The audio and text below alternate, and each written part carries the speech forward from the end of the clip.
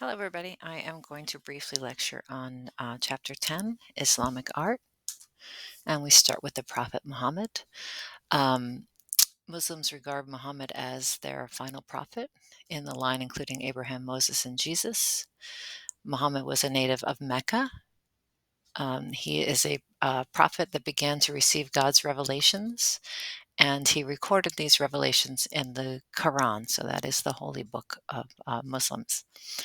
Arab opposition to Muhammad led to persecution. So we've seen this in other chapters with other religions. The status quo does not want new religions established. It's sort of a threat to power in a way. So Muhammad leaves um, Mecca and he establishes another region called Medina, and his strength grows in numbers. So much that in 8 years he comes back with an army of 10,000 soldiers and takes back control of Mecca. And Mecca is still the Holy Land. So there are 5 essential tenets of Islam. Um, if you were an acceptance of the submission to God's will, and those are profession of faith in one God, and the God is named Allah. Worship 5 times a day facing Mecca, the Holy Land. Give alms to the poor, so money, donations, charity. You must fast, not eat during the month of Ramadan until between sunrise and sunset. You must not eat. And then at least once in your lifetime, or as often as possible, you should make a pilgrimage to Mecca, the Holy Land. So the reward for this faithful life, if you follow the tenets, is paradise. Commonalities with other monotheistic regions. Um, it's a simpler organization. There's no priests or rabbis. You communicate directly with Allah in in the Muslim religion. So that's why you pray 5 times a day to communicate with God. So we start with the Dome of the Rock, which has relation to other religions as well. So this is a hexagon building with these beautiful blue tile work and geometric designs. You can see the alternating geometric designs on the bottom, and a dome. This is later made into a gold color. So the Dome of the Rock it's this building that's built around a rock that's associated with Adam, supposedly the birthplace of Adam. The rock is said to be the same place that Abraham was told to sacrifice his son Isaac and was saved. Um, it's also the rock that Muhammad first received the words of Allah and started recording them. And then it's also said to be the original spot where the Temple of Solomon um, was built. So that it's Christian, Jewish, and Muslim all related to one place. But this is inside the Dome of the Rock, and you can see inside the dome. In the Muslim tradition, like the Jewish religion, you are not allowed to have images in the church. You've already looked at the Christians and what happened to them with iconoclasm. Um, so these two religions avoid that altogether. They go with the second commandment saying, "Thou shalt not have these images in churches." And of course, Muslims go with the Quran that says that.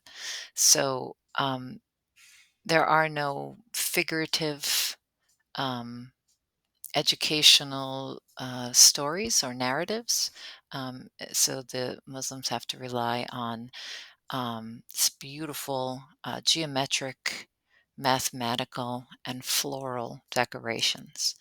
They do have writing. You can see up here the arabesque, the calligraphy.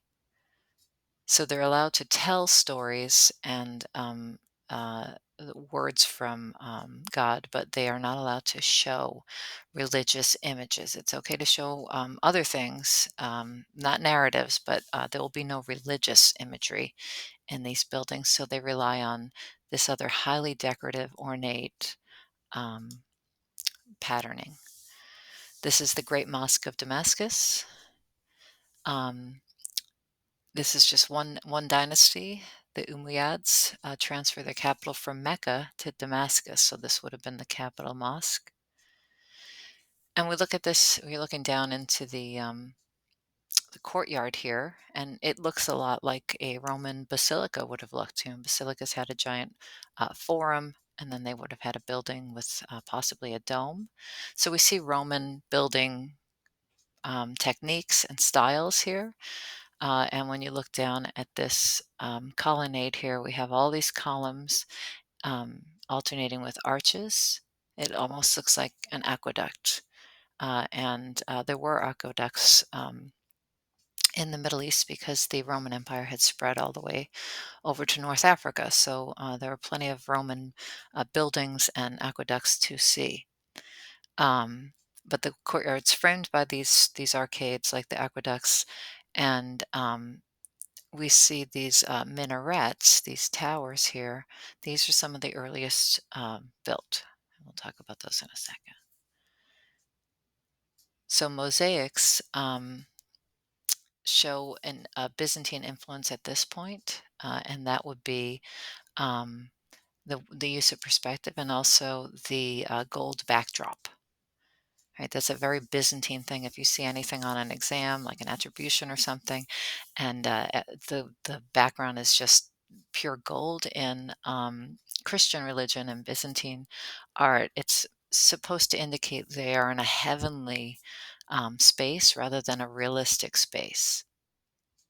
But here we see that there are buildings that look like they sort of go back in space and perspective. You can see angles and things like that and shadows, but they do use the gold background of Byzantine art. So again, these are not religious imageries here. Okay, so the parts of the mosque you should know. I think you answered on one of your assignments, but you should know for future tests, perhaps. So a minaret is the tower that there's either one, two, three, four. They're spread all around. These are so that somebody can go up and announce, call people to prayer. If you're going to pray 5 times a day, you might need to be reminded to stop what you're doing and bow down and pray in the direction of Mecca, whether you're at the mosque or not. So obviously the people at the mosque would hear the minaret, but people all around the mosque in the towns would hear their call to prayer.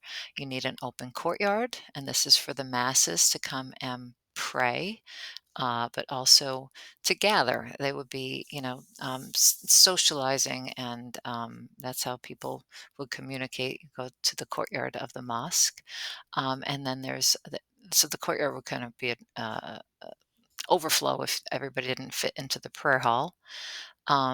You would need portals, of course, the Qibla wall, which holds the Mihrab, and the dome is over the Mihrab, so you can't see the Mihrab in this picture here.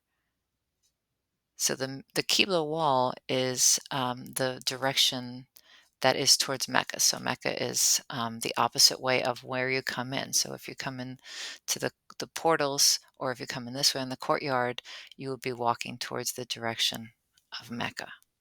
So minaret, minbar. Oh, there's not a minbar here. I'll show you that. Mihrab and Qibla. A minbar is here. It's this platform that is in front of the mosque hall, which in the event there would be a sermon or speech, which there did not have to be. As I said, people would just communicate with God themselves through prayer 5 times a day. But if there were a special sermon, this is where the speaker would come up and stand and give his sermon or speech. And so these are sort of like stairways to just a platform. There's nowhere else to go. Just go up there and stand. But you can see how decorative that is. They didn't just make one little podium. It's sort of like a special place.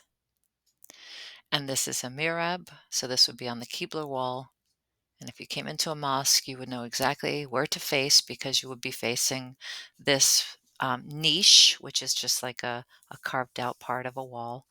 And there's nothing in there. It's just a wall that's highly decorative. So you would know to face that on the Qibla wall under the dome. So all three of those things go together. So no matter where you were in the mosque, if it's a giant mosque and you really can't see the mihrab, you could definitely see the dome. And you would see everybody else praying in a certain direction, and all of the carpets and flooring would be facing the direction for you to know where to pray to. So mihrabs are very decorative, but we see them in many different styles and colors. This is probably the most famous one that's in your textbook with this beautiful blue tile, and you can see the calligraphy. This actually reminds me a lot of the Apollinarian class, the Ravenna chapels, the Ravenna churches that have all the blue stars on the ceiling.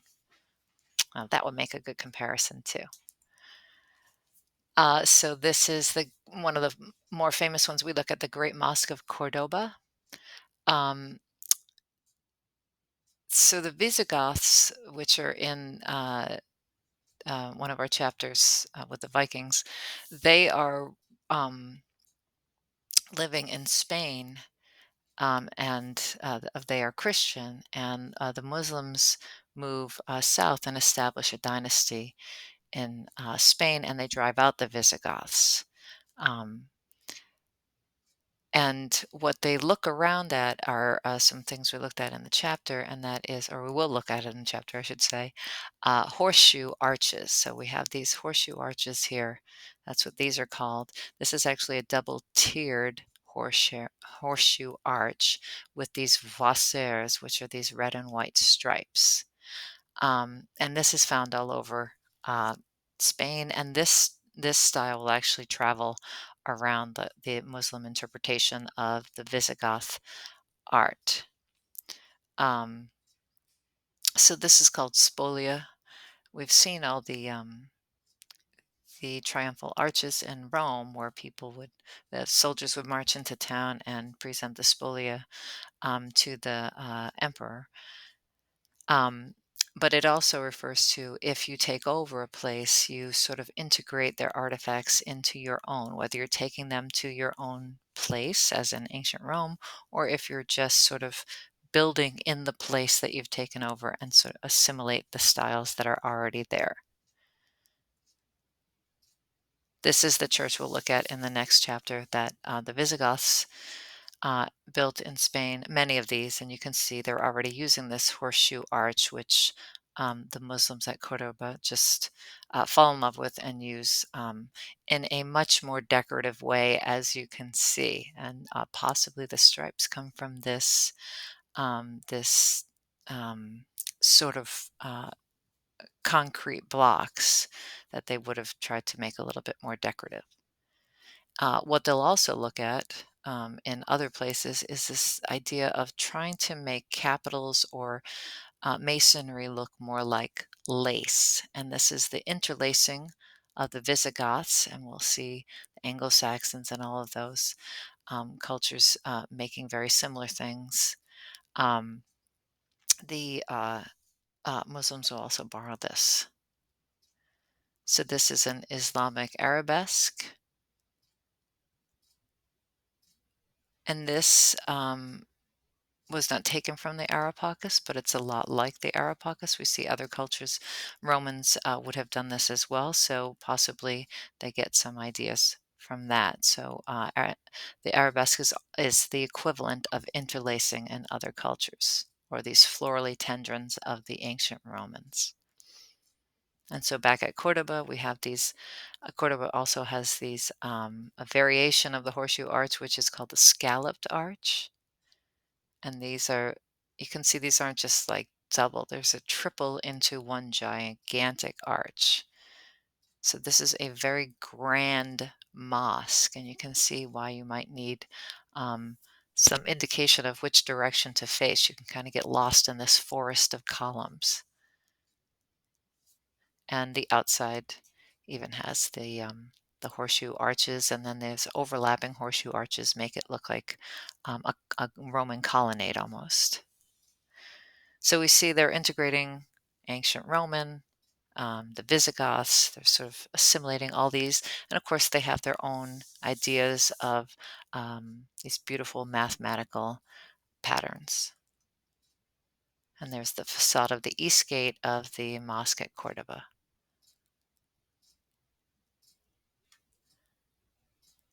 And this is just another shot of the inside. And this is the dome. And you can see that that's like a star and just beautiful decorations. That's gonna, if you take Art 115, the Dome of St. Peter's looks a lot like that actually. Later Islamic art, and I'm just gonna say one thing about your textbook.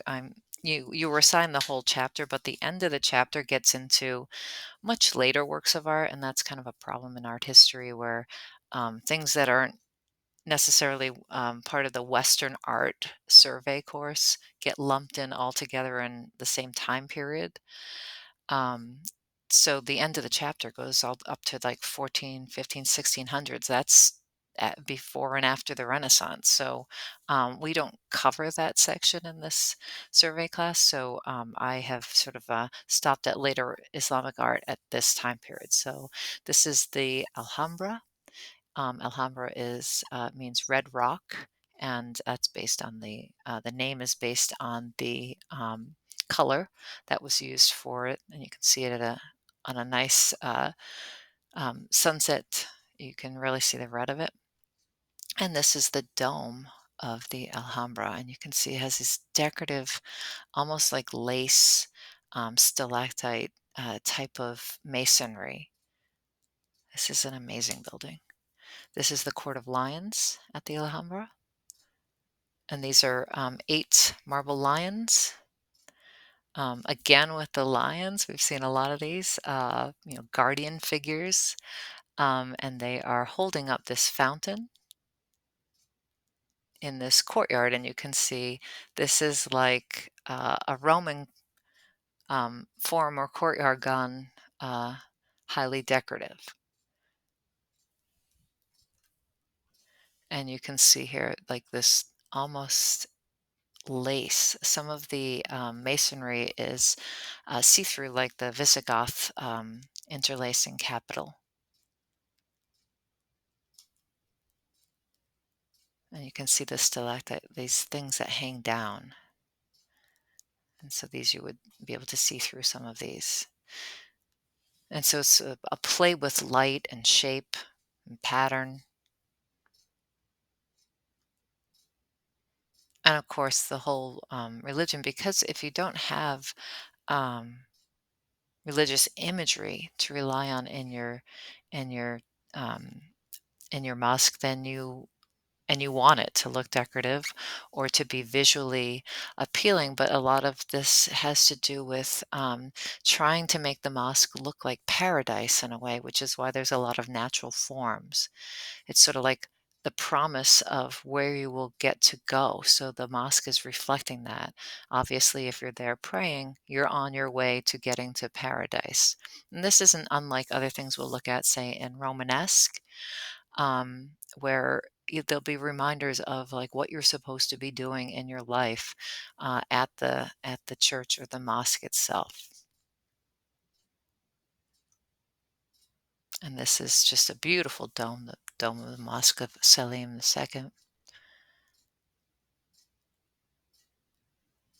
So hopefully on a test, if you had an attribution, you'd be able to make a difference between um, a Islamic decorative thing and say a dome, like an ancient Roman dome. And you can try to look for words if you are at a loss, because there's usually words put into everything as well. This actually looks a lot like St. Peter's too.